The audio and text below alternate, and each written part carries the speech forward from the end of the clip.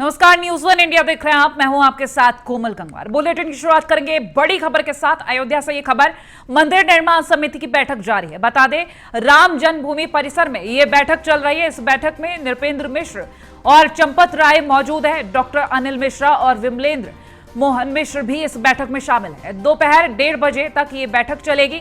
L&T और Tata consultancy के अधिकारी भी इस बैठक में मौजूद हैं। बता दें, बैठक से पहले पुराने गर्भगृह स्थल का भी निरीक्षण किया गया है।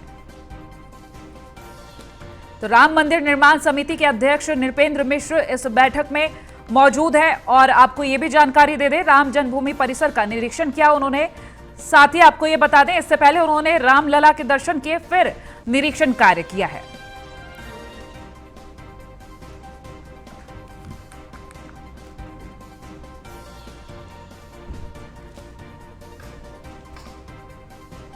तो इस वक्त ये बैठक जारी है। डॉक्टर अनिल मिश्रा और विमलेंद्र मोहन मिश्र भी इस बैठक में शामिल। दोपहर 1:30 बजे तक ये बैठक चलेगी। बता दें, 2 दिनों तक अयोध्या में रहकर निर्माण प्रगति और भावी योजनाओं का मंथन करने का एक प्लान तैयार किया गया था समिति के अध्यक्ष नृपेंद्र मिश्र की तरफ से। रविवार और सोमवार को होने वाली मंदिर निर्माण की समिति की जो बैठक है, फिलहाल ये बैठक चल रही है। 1:30 बजे तक बैठक है। ट्रस्ट के पदाधिकारियों सहित L&T, टाटा और बालाजी कंसल्टेंसी इसके इंजीनियर यहां पर मौजूद रहेंगे। तो साथ ही ये जो बैठक चल रही है, तमाम पदाधिकारी इस बैठक में मौजूद हैं।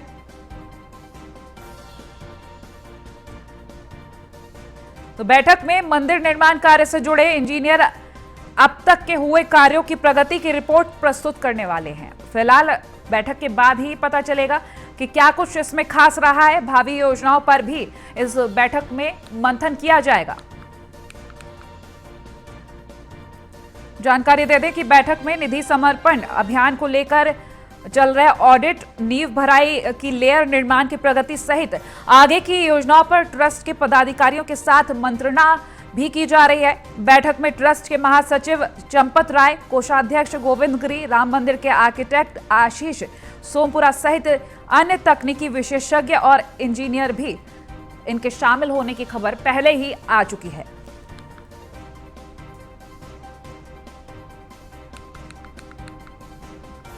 तो इस वक्त की ये खबर आप तक पहुंचा रहे हैं।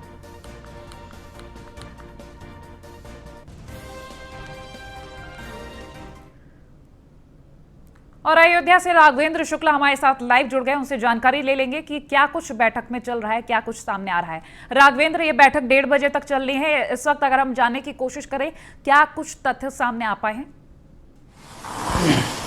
देखिए, बिल्कुल ये एक अपने आप में महत्वपूर्ण बैठक है जिसमें राम जन्मभूमि तीर्थ क्षेत्र ट्रस्ट के अध्यक्ष नृपेंद्र मिश्र की अगुवाई में यह बैठक हो रही है। राम जन्मभूमि निर्माण समिति और श्री राम जन्मभूमि तीर्थ क्षेत्र ट्रस्ट, इन दोनों जो है पदाधिकारी हैं, दोनों संगठनों के पदाधिकारी इस समय मौजूद हैं। और राम जन्मभूमि पर जो है किस तरह से निर्माण कार्य होना है उसको लेकर के वह बैठक कर रहे हैं। इस बैठक में सबसे खास चीज है कि वह L&T और टाटा कंस्ट्रक्शन यानी दोनों के इंजीनियर चेन्नई और हैदराबाद से अयोध्या पहुंचे हुए हैं इस समय। बहरहाल सबसे महत्वपूर्ण बात मैं बता दूं कि गर्भगृह परिसर में 9:10 पर नृपेंद्र मिश्र ने दर्शन किया है भगवान राम का। और उसके बाद जो है उन्होंने जायजा लिया है पूरे गर्भगृह परिसर का कि किस तरह से यहाँ की नींव की खुदाई हुई है और उस पर जो नींव की खुदाई हुई उसके भरने में कितनी और अधिक परतें जो है बनाई जाएंगी, उन परतों को लेकर के चंपत राय और डॉक्टर अनिल मिश्रा के साथ उन्होंने बात की हुई है। इसके अलावा जो इंजीनियर हैं उनसे भी वह लगातार इस बात पर बैठक का दौर चल रहा है। विश्वामित्र आश्रम जो बनाया गया है, जहां पर कई सारे वृक्षों को लगाया गया था प्रधानमंत्री नरेंद्र मोदी के द्वारा, उस बैठक उन्हीं विश्वामित्र आश्रम के अंदर ही फिलहाल वह बैठक की जा रही है जो गर्भगृह परिसर के अंदर मौजूद है। ठीक है राघवेंद्र, जिस तरीके से अगर हम बात करें बैठक में मौजूदा पदाधिकारियों और जो कोषाध्यक्ष है, इन तमाम लोगों के नाम सामने आए थे। बहरहाल अगर हम नाम की लिस्ट जानने की कोशिश करें, क्या वो लिस्ट सामने आई है पूरी तरह से? बिल्कुल, देखिए बैठक में मुख्य तौर पर नृपेंद्र मिश्र जो अध्यक्ष हैं श्री राम जन्मभूमि निर्माण समिति के, वह मौजूद हैं। इसके अलावा राम जन्मभूमि तीर्थ क्षेत्र ट्रस्ट के महासचिव हैं चंपत राय, वह इस समय मौजूद है। डॉक्टर अनिल मिश्र सदस्य हैं श्री राम जन्मभूमि तीर्थ क्षेत्र के, वह भी वहां पर मौजूद है। महंत दिनेंद्र दास वह भी इस बैठक में मौजूद है। इसके अलावा जिला अधिकारी अनुज कुमार झा इस बैठक में मौजूद है बतौर सचिव के तौर पर इस बैठक में। इसके अलावा टाटा कंसल्टेंसी और L&T यानी लॉन्सन एंड टर्बो, इन दोनों कंपनियों के इंजीनियर कल देर शाम अयोध्या पहुंचे थे और उन इंजीनियरों के साथ यहाँ के जो प्रोजेक्ट मैनेजर हैं धीरज सिंह, वह भी मौजूद हैं। कुल मिलाकर के ये कहा जाए कि करीब 8 से 10 इंजीनियरों की मौजूदगी में यह बैठक हो रही है और 5 पदाधिकारी जो राम जन्मभूमि तीर्थ क्षेत्र ट्रस्ट और श्री राम जन्मभूमि निर्माण समिति, इन दोनों संगठनों के 5 पदाधिकारी भी इस बैठक में मौजूद हैं। तो कुल मिलाकर के बैठक में 18 से जी निधि समर्पण अभियान को लेकर जो ऑडिट चल रहा है, नींव भराई की लेयर निर्माण की प्रगति सहित आगे की जो योजनाएं हैं उन पर मंत्रणा करने की बात कही गई थी। तो आज इन सभी पर चर्चा होगी क्योंकि 2 दिन तक इस बैठक के लिए बात कही गई। देखिए, बैठक को 3 तरीके से जो है पहले से ही प्रस्तावित किया गया था, जिसमें एक 9 बजे से 10:30 बजे तक का गर्भगृह परिसर का निरीक्षण करने का था कि जहां पे कार्य हो रहा है उसमें क्या क्या कार्य हुई है, उसकी पूरी प्रगति रिपोर्ट इंजीनियरों को देनी थी, श्री राम जन्मभूमि तीर्थ ट्रस्ट को, जो तीर्थ क्षेत्र ट्रस्ट के पदाधिकारियों को।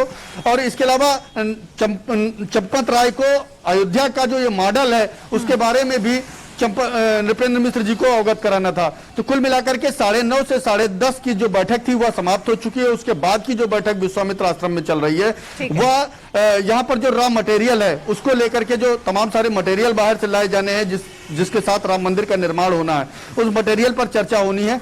और शाम को जो पूरा ली एसोसिएट द्वारा यानी विकास प्राधिकरण की तरफ से अयोध्या को जो डेवलप करना है उसको लेकर के भी ली एसोसिएट और विकास प्राधिकरण के इंजीनियरों के द्वारा शाम 7 बजे के आसपास बैठक होनी है। और आप अपनी नजर बनाए रखिए तमाम अपडेट्स हमसे साझा करने के लिए। तो ये बैठक जारी है। फिलहाल खबरों में आगे बढ़ेंगे तो दिग्विजय सिंह के क्लब हाउस चैट वायरल होने के बाद बलिया के बैरिया से भाजपा विधायक सुरेंद्र सिंह ने कहा है कि कांग्रेस के राष्ट्रीय महासचिव दिग्विजय सिंह को मुसलमान और पाकिस्तान से ज्यादा प्यार है। तो बताएं, गाजे बाजे के साथ उन्हें बाघा बॉर्डर पर छोड़ दिया जाए। उन्होंने प्रधानमंत्री और गृह मंत्री से दिग्विजय सिंह के खिलाफ देशद्रोह का मुकदमा चलाने की मांग की है। Then इंसानियत was not, democracy was not there in Kashmir when they revoked Article 370. Then इंसानियत was not there because they put everyone behind bars. And Kashmiriyat is something which is basically the fundamentals of secularism. मैं तो दिग्विजय सिंह के इस बातों पर मुझे तरस आ रहा है।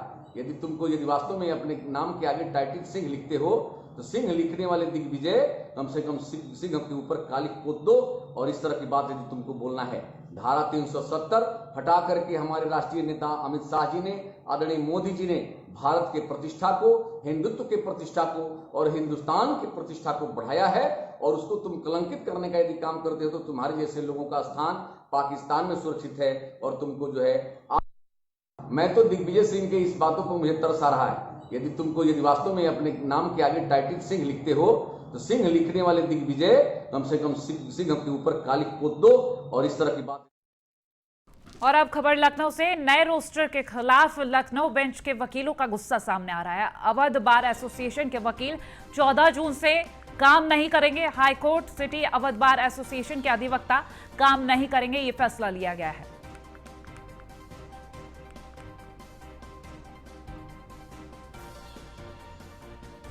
बुलंदशहर में सरकारी गेहूं खरीद व्यवस्था पर सवाल उठाए गए हैं। बता दें, भाजपा विधायक देवेंद्र सिंह लोधी ने ये सवाल उठाए। उन्होंने कहा है कि किसानों को गेहूं बेचने के लिए लंबे समय तक का इंतजार करना पड़ रहा है।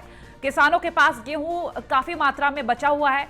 विधायक ने खरीद का समय बढ़ाने की मांग की है। और आपको ये भी जानकारी दे दें, यह भी कहा गया है कि गेहूं क्रय केंद्रों पर किसानों को काफी ज्यादा परेशानी उठानी पड़ रही है। 15 जून को गेहूं खरीद का समय खत्म हो रहा है। विधायक ने डीएम को चिट्ठी लिखकर ये प्रार्थना की है कि समय को बढ़ाया जाए। विधायक का पत्र सोशल मीडिया पर वायरल हुआ है। स्याना विधानसभा क्षेत्र के विधायक है देवेंद्र सिंह लोधी।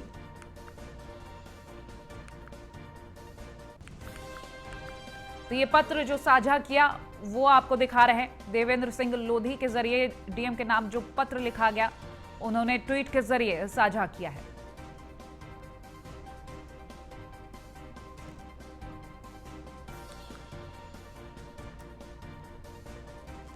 भाजपा विधायक देवेंद्र सिंह लोधी ने कई सवाल उठाए हैं गेहूं की जो खरीद है उसको लेकर। किसानों को गेहूं बेचने में काफी ज्यादा दिक्कतें हो रही हैं। समय सीमा बढ़ाने की मांग की गई। बता दें 15 जून आखिरी तारीख बताई जा रही है। समय सीमा बढ़ाने की जो मांग की गई है उसको लेकर पत्र लिखा गया है डीएम के नाम।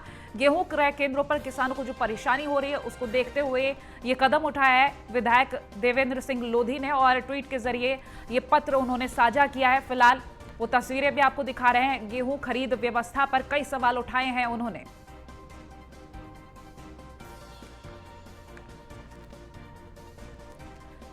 बुलंदशहर से संवाददाता अशोक कुमार हमारे साथ फोन लाइन पर जुड़ गए हैं, उनसे जानकारी लेंगे। अशोक, ये जो पत्र साझा किया गया है किसानों की समस्याओं को लेकर, क्या डीएम की तरफ से कोई जवाब मिला है?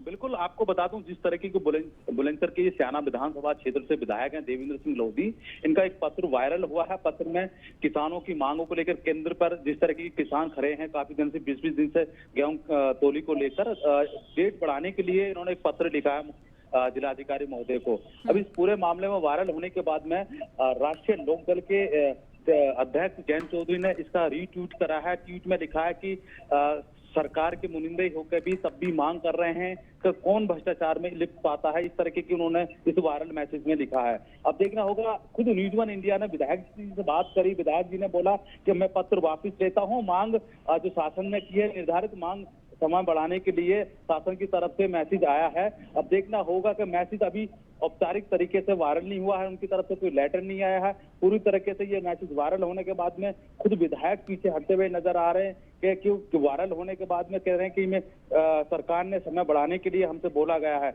मैं अपना पत्र वापस लेता हूँ। आखिर पहले कदम उठा के और फिर कदम पीछे कर लेना, ये किस तरीके की जिम्मेदारी है? क्योंकि पहले किसानों की मदद करना और फिर उसके बाद पत्र वापसी की बात रखना, कई कारण हो सकते हैं। फिलहाल अगर हम बात करें किसानों को लेकर तो उनमें किस तरीके का रवैया दिख रहा है? बिल्कुल, किसानों की तरह से बात करें, 22 का चुनाव है विधानसभा, जिस तरीके की तैयारियां भाजपा की तरफ से चल रही है, सत्ता खोना नहीं चाहती, किसानों को लेकर बात करी जाए तो इस स्याना विधानसभा क्षेत्र में जाट बोलबले वोट बहुत काफी है, जिसके चलते उन्होंने उनकी समस्या उठाने के बाद में जब मीडिया में ये पूरे तरीके से आती हैं तो और विधायक पीछे हट जाते थे। कहीं न कहीं देख सकते कि सिस्टम को सुधारने के लिए विधायक तो आते हैं, पर ऊपर से जिस तरीके का मैसेज आता है और पीछे वायरल होने के सरकार के खिलाफ एक पत्र लिखना, कहीं ना कहीं तो सवाल और निशान तो खड़े होते हैं। परंतु विधायक चुप्पी साधे में हैं, विधायक जी ने कुछ नहीं बोला। अब पत्र वापस करने के लिए बोल रहे हैं। किसान की जिस तरह की किल्लत हो रही थी, खुद कम से कम 20 से 30 दिन लोग अपने गेहूं को लेकर खड़े हुए हैं। बारिश पड़ रही है, तेज धूप हो रही है, जिसको लेकर कई बार शिकायत भी हो रही है। डीएम ने खुद भी कार्रवाई करी है। डीएम ने लगातार कल केंद्र अशोक, एक और कारण जानने की कोशिश करेंगे कि आखिर ये देरी क्यों हो रही है, क्योंकि जब हम तुलाई केंद्रों की बात कर रहे हैं, क्या वहां पर जो नियुक्तियां की गई हैं उनकी तरफ से लापरवाही है या फिर ज्यादा गेहूं है इस वजह से देरी हो रही है? किसानों का जो समय निर्धारित किया गया था, सीमा निर्धारित के अनुसार बुलंदशहर में प्रत्येक केंद्र पर गेहूं तोला जा रहा है। व्यवस्था की कह सकते हैं कि व्यवस्था ठीक नहीं मिल पा रही है, जिसके चलते तेजी से केंद्र पर गेहूं तुल सके। व्यवस्था इतनी अच्छी नहीं है कि जिस कदर जब शासन की तरफ से व्यवस्था का पूरी तरह से इंतजाम है, पर प्रशासन पूरी तरीके से व्यवस्था करना चाहिए। खुद डीएम खुद धूप में घूम रहे हैं। स्थानीय प्रशासन को कहीं ना कहीं लापरवाही है, जिसके चलते ये लापरवाही सामने आ रही है। गेहूं तोलने के लिए रजिस्ट्रेशन होता है, रजिस्ट्रेशन होने के बाद केंद्र पर जाता है, उसका नंबर आता है, टोकन धूप में खड़ा होता है। व्यवस्था ठीक नहीं है, कर्मचारी कम है, जिसके चलते ये व्यवस्था धूल हो रही है। जिसके चलते विधायक ने पत्र शासन को लिखा। शासन को लिखने के बाद में उन्होंने पत्र वापस लिया। कई सवाल हो सकते हैं, जब तक उनका ऑन कैमरा पर जवाब नहीं देते थे तो अब कहना बहुत जल्द होगा। बिल्कुल जाहिर सी बात है, कई सवाल खड़े होते हैं। चलिए, बहुत शुक्रिया तमाम जानकारी हमसे साझा करने के लिए। तो गेहूं क्रय केंद्रों पर किसानों को काफी ज्यादा परेशानी उठानी पड़ रही है। पहले विधायक आगे आते हैं मदद के लिए और उसके बाद अपना पत्र वापसी की बात करते हैं। और खबरों में आगे बढ़ेंगे तो हाथरस से खबर, मामूली विवाद में पथराव और फायरिंग की गई है। खेत से तरबूज तोड़कर खाने को लेकर यह विवाद हुआ था। सूचना मिलने के बाद मौके पर पहुंची थी पुलिस। बता दें, पुलिस ने 3 लोगों को हिरासत में ले लिया है। चंपा कोतवाली क्षेत्र का यह मामला बताया जा रहा है और ये एक्सक्लूसिव तस्वीरें इस वक्त आप स्क्रीन पर देख रहे हैं। पथराव किया जा रहा है, मामूली सा विवाद, खेत से तरबूज तोड़कर खाने की बात को लेकर ये विवाद शुरू हुआ। इतना छोटा सा मुद्दा और उस पर ये बड़ा विवाद। देखिए जरा, पथराव भी किया गया, फायरिंग भी की गई। इतना छोटा सा मुद्दा था और इसको इतना बड़ा मुद्दा बनाकर सामने लाया गया। इस पर इतना बड़ा विवाद हुआ, फायरिंग और पथराव किया गया। फिलहाल पुलिस ने 3 लोगों को गिरफ्तार किया है। आज दिनांक 12/6/21 को थाना चंपा पर सूचना प्राप्त हुई कि गांव कुमरई में 2 पक्षों में खरबूजे खाने की बात को लेकर विवाद हो गया है। एक पक्ष द्वारा दूसरे पक्ष के ऊपर पथराव किया है। इस सूचना पर तत्काल SHO चंपा मैं पुलिस फोर्स के घटनास्थल पर पहुंची एवं पथराव करने वाले 3 आरोपितों को हिरासत में लिया है। प्राप्त तहरीर के आधार पर थाना चंपा पर सुसंगत धाराओं में अभियोग पंजीकृत कर आवश्यक वैधानिक कार्रवाई की जा रही है। गांव में पर्याप्त पुलिस बल मौजूद है। कानून व्यवस्था की स्थिति सामान्य। तो लखनऊ से खबर, सीएम योगी के ट्रेस टेस्ट और ट्रीट फॉर्मूले का असर प्रदेश भर में देखने को मिल रहा है। बता दें, कोरोना के दैनिक मामले पहली बार 500 से कम आ रहे हैं। पिछले 24 घंटे में 400 मरीज सामने आए हैं। यूपी में कुल 8,900 एक्टिव केसेस हैं। प्रदेश में पिछले 24 घंटे में 2,90,000 टेस्ट किए गए हैं। तो 3T फॉर्मूला जिसको लेकर WHO ने भी योगी सरकार की तारीफ की है। देश भर में इस फॉर्मूले की तारीफ की जा रही है। बता दें, इस फॉर्मूले के जरिए 3T यानी कि ट्रेस, टेस्ट और ट्रीट, इस फॉर्मूले के जरिए कोरोना के मामलों पर जल्द काबू पाया गया है। और पहली बार ऐसा हुआ है कि 500 से कम मरीज पिछले 24 घंटे में सामने आए हैं। 400 का आंकड़ा देखा गया है। बता दें, 400 का आंकड़ा यानी कि आंकड़ा काफी ज्यादा कम हो चुका है। पहले से जो नियंत्रण पाने की कोशिश की जा रही थी, ग्राउंड जीरो की रिपोर्ट की अगर बात करें तो सीएम योगी आदित्यनाथ खुद जमीनी हकीकत जानने के लिए बाहर निकले थे। संवाददाता SK वाजपेयी हमारे साथ फोन लाइन पर जुड़ गए अधिक जानकारी के लिए। SK, अगर हम 3T फॉर्मूले की बात करें तो देश भर में ये फॉर्मूला प्रसिद्ध हो चुका है। WHO ने भी तारीफ कर दी और आज पहली बार ऐसी तस्वीर सामने आ रही है कि 500 से कम मामले सामने आए हैं कोरोना के। बिल्कुल निश्चित है, क्योंकि अगर हम देखें तो पिछले 24 घंटे में केवल 400 केसेस आए हैं। हालांकि अगर हम उत्तर प्रदेश की बात करें तो 25 करोड़ से ज्यादा की आबादी उत्तर प्रदेश में है और अब जो एक्टिव केसेस की संख्या है वो केवल 8,900 बची है। और अगर हम दूसरे प्रदेशों की संख्या को देखेंगे तो वहां पर अभी भी, चाहे वो कर्नाटक हो, तमिलनाडु हो, महाराष्ट्र हो, उन प्रदेशों में अभी भी जो केसेस की संख्या है प्रतिदिन के वो इससे ज्यादा आ रहे हैं। तो निश्चित है कि उत्तर प्रदेश में जिस तरीके से 3T फार्मूले का प्रयोग किया गया, मुख्यमंत्री योगी आदित्यनाथ ने इसके प्रयोग को लेकर अफसरों को निर्देशित किया था। हालांकि मुख्यमंत्री खुद भी फील्ड पर गए और उन्होंने चीजों को खुद देखा है, तो उसका सीधे तौर पर यह फायदा मिलता हुआ जरूर उत्तर प्रदेश को दिख रहा है और उम्मीद है कि बहुत जल्द ही यूपी से कोरोना खत्म होगा। हालांकि जरूरी यही है कि जो अपील मुख्यमंत्री की तरफ से की गई है, जो गाइडलाइंस जारी की गई है उत्तर प्रदेश सरकार की तरफ से, वो फॉलो की जाए। लेकिन ये निश्चित है कि कहीं ना कहीं 3T फार्मूले ने उत्तर प्रदेश में निश्चित ही कोरोना को काबू में करने के लिए अपना पूरा असर दिखाया है। और जिस तरीके से अब केवल 400 केसेस पूरे 75 जिलों में उत्तर प्रदेश के आए हैं, तो निश्चित ही कि उत्तर प्रदेश के लिए सुखद खबर जरूर है और उम्मीद की जाती है कि जल्द ही उत्तर प्रदेश से कोरोना पूरी तरीके से खत्म होगा। हालांकि जरूरी है कि लोग जो निर्देश हैं उनको फॉलो करें। जी SK, ये भी जानेंगे क्योंकि आंकड़ा लगातार कम हो रहा है, ऐसे में अगर संक्रमितों का आंकड़ा देखा जाए 500 से कम है, मौत के आंकड़े पर क्या असर है?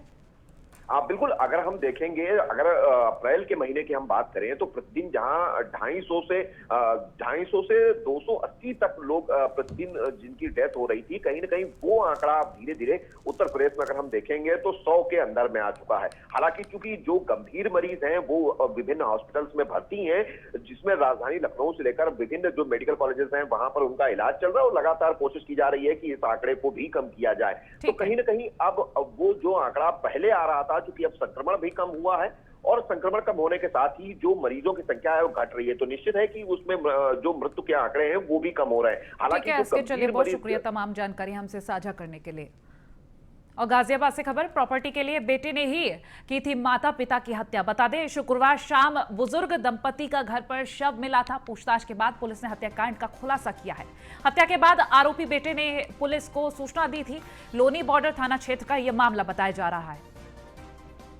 तो प्रॉपर्टी के लिए बेटे ने ही अपने माता पिता की हत्या कर दी और रिश्तों को तार तार करती ये खबर गाजियाबाद से आप तक पहुंचा रहे हैं। ये वही शख्स है जिसने ये शर्मनाक कृत्य किया है। बेटे ने प्रॉपर्टी के लिए अपने माता पिता की हत्या की, उससे पहले जरा भी नहीं सोचा उसने। तो पूछताछ के बाद ये खुलासा हुआ है। बता दें, हत्या के बाद बेटे ने ही पुलिस को सूचना दी थी। इस हत्याकांड का बहरहाल खुलासा हो चुका है। हत्या के बाद आरोपी बेटे ने पुलिस को सूचना दी। लोनी बॉर्डर थाना क्षेत्र का यह मामला बताया जा रहा है।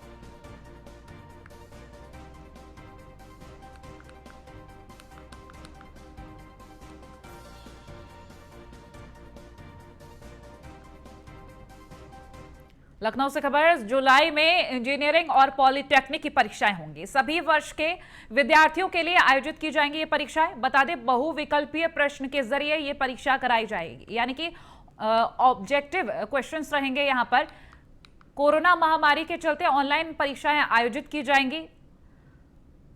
तो कोरोना के चलते परीक्षाओं पर काफी ज्यादा असर देखने को मिला है। और अब खबर हमीरपुर से, पुलिसकर्मी का सोते हुए वीडियो वायरल हुआ है। बता दें, गाड़ी में सोते हुए पुलिसकर्मी मिला है। सुमेरपुर थाना क्षेत्र के चंदपुरवा रोड का ये वीडियो है। तो पुलिसकर्मी ऑन ड्यूटी था और गाड़ी में ये सोता हुआ पाया गया है, जिसका वीडियो बनाकर सामने लाया गया है। फिलहाल ये वीडियो जोरों से वायरल हो रहा है।